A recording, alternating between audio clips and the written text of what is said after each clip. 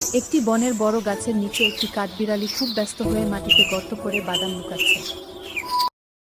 পাশেই একটি কাক গাছের ডালে বসে তাকে ব্যঙ্গ করে হাসছে। কাঠবিড়ালিটি যখন শীতের জন্য খাবার জমাচ্ছিল, অলস কাকটি তখন তাকে দেখে হাসছিল। হঠাৎ আবহাওয়া খারাপ হয়ে গেল।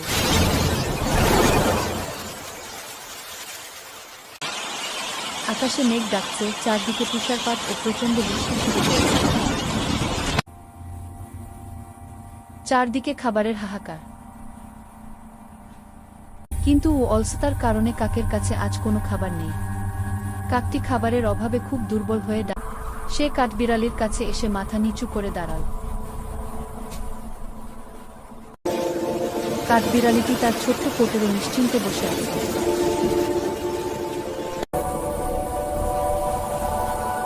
কাকটিকে এই অবস্থায় দেখে কাঠবিড়ালির খুব খারাপ লাগে। কাঠবিড়ালিটি তার জমানো বাদাম থেকে কিছু অংশ কাকের দিকে এগিয়ে দিল।